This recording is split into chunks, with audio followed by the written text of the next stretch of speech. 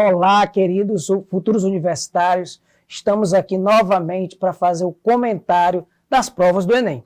Eu sou o professor Thompson Justa e hoje nós vamos trabalhar com a prova de Física de 2019. Então, olho na tela.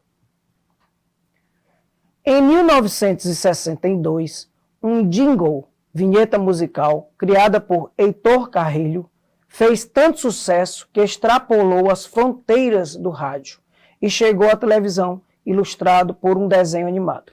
Nele, uma pessoa respondia ao fantasma que batia em sua porta, personificando o frio, que não o deixaria entrar, pois não abriria a porta e compraria lãs e cobertores para aquecer sua casa. Apesar de memorável, tal comercial televisivo continha incorreções a respeito de conceitos físicos relativos à calorimetria. Para solucionar essas incorreções, deve-se associar à porta e aos cobertores, respectivamente, as funções de. Turma, vamos pensar aqui um pouquinho. Primeiro, o que é o calor? O calor é uma energia térmica. Existem vários tipos de energia, né? Existe a energia sonora, existe a energia térmica, existe a energia radiante, existe a energia mecânica, existem vários tipos de energia. Então, a energia térmica normalmente passa da maior temperatura para a menor temperatura. Isso é o fluxo de energia, o fluxo normal de calor. Apesar de que esse fluxo pode ser invertido. É o caso, por exemplo, dos aparelhos de ar-condicionado ou refrigeradores. Então, que a gente, às vezes, né, coloca lá atrás dos refrigeradores, não tem aquelas grades que a gente pensa, eu vou secar a roupa aqui atrás. Lá, gente, é um transmutador de calor, ele vai transformar a energia que está dentro para fora. Então, ali você impede, se você coloca uma toalha, um sapato ou até uma meia, impede o calor sair. Então, ali, no refrigerador, você faz com que o refrigerador trabalhe mais e, consequentemente, gaste mais. Então, não faça isso. Então, o que é que acontece? Então, normalmente, o calor passa de onde tem energia térmica para onde não tem. Por exemplo, se alguém lhe perguntar se você está com calor, você pode dizer assim, eu estou. Mas isso fisicamente é incorreto. Por quê? Porque você teria que dizer a temperatura do ambiente, por estar uma temperatura maior do que a minha, está doando energia para o meu corpo sob a forma de calor. Contudo, se você responder dessa forma, a pessoa já tem corrido com medo de você, pensando que é um doido. Mas por que você tem que falar isso? Porque, na realidade, você tem que fazer a ideia de transportar. Não tem que dar uma ideia estática, tem que dar a ideia de movimento. Quando você fala de energia em movimento, energia térmica em movimento, você tem a ideia do calor. Professor, existe o calor frio? Não. Existe o calor. Agora, existe a superfície fria e a superfície quente. Olhe bem, cuidado, que às vezes você pode até se enganar. Se, por exemplo, você pega na maçaneta da porta e na porta ao mesmo tempo, você tem a sensação térmica de que a maçaneta parece mais fria do que a porta. Mas isso é errado. Por quê? Porque, na realidade, a maçaneta está conduzindo melhor calor. Então, ele está puxando o calor da sua mão de uma forma mais rápida. E, consequentemente, você tem a sensação de frio. Quando você está com febre, você não tem a sensação de frio? Porque sua temperatura se torna maior do que a do ambiente. Então, você está perdendo energia térmica para o ambiente. Então, quando você fala de calor e frio, também tem que ver a perspectiva dos condutores. Então, a condução térmica também é importante. Então, vamos lá. Observem, por exemplo, galera, que a energia, né, está fluindo, aqui nesse primeiro exemplo, nesse sentido. Ou seja, da maior temperatura para a menor temperatura.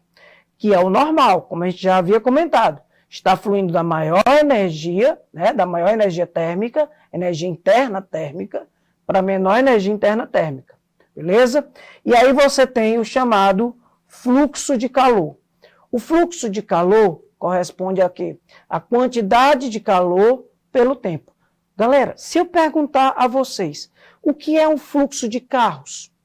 Aí você vai, é a quantidade de carros pelo tempo. Se eu perguntar a vocês o que é um fluxo de cargas? Ai, professor, é a corrente elétrica. Beleza. Corrente elétrica é um fluxo de cargas. Quantidade de cargas sobre o tempo. E se eu te disser que esse fluxo de calor pode ser chamado de corrente térmica? Tem algum problema? Não, né? Por quê? Porque é também relacionado à corrente térmica, onde você tem um fluxo de energia, onde ele passa da maior temperatura para a menor temperatura. E aí ele vai depender de quem? Da constante de condutibilidade, da área, da variação de temperatura e do comprimento. E aqui vocês têm um gráficozinho, né? Para que vocês identifiquem os melhores condutores e os melhores isolantes. Turma, cuidado. Quando você fala de isolante térmico, isolante elétrico é uma coisa. Se, por exemplo, eu coloco um fio de alta tensão e pego com uma luva de plástico, eu não levo choque. Mas, quando eu falo de isolante elétrico, mas quando eu falo de isolante térmico, cuidado, o isolante térmico, ele deixa passar certa quantidade de calor. Ele não impede a passagem de calor, ele deixa passar esse calor, claro, de uma forma mais lenta. Por exemplo, no caso da porta e da maçaneta, o fluxo de calor da porta é menor, né, do que o fluxo de calor da maçaneta. Por quê? Porque o tempo de passagem do calor da porta para a minha mão é maior. Então, por isso, nós temos a ideia de condutores e isolantes dentro desse contexto. Podemos observar também o chamado conforto térmico. Uma das coisas que eu gostaria de lembrar aos digníssimos futuros universitários é o seguinte. Quando você tem um agasalho, o agasalho te aquece? Não. A não ser que ele tenha resistores internos, né? Tipo aqueles aquecedores térmicos mesmo, que eu só vi em desenho animado. Que você coloca tipo uns resistores, liga na energia para você colocar em cima de você. Mas, se não, eles não aquecem você. Eles impedem a saída do calor do seu corpo. E aí, o calor do seu corpo é que te aquece. Olha que massa. Então, quando a gente fala de conforto térmico, essa ideia de conforto térmico tem a ver justamente com quando você está com calção, quando você está com uma calça, uma blusa, meia, gorro. Porque é interessante, galera, que você tem que proteger essa região e essa região. Claro que você tem que proteger todas as regiões contra o frio. O frio, ele pode, obviamente, fazer com que você, inclusive, tenha uma parada cardiorrespiratória. Como a gente lembra do pobre do Jack, né? Lá no Titanic, que Jack teve uma parada cardiorrespiratória e morreu, né? O bichinho, apesar de ele caber ali, estava cabendo ali em cima, né? Mas vamos lá. O Jack, ele teve uma parada cardiorrespiratória porque lá era muito frio. E o frio, ele influencia também nisso. Então, gente, cuidado. O frio, ele influencia, mas o ato de você dizer, ai, o calor, ele é transferido da maior para a menor temperatura.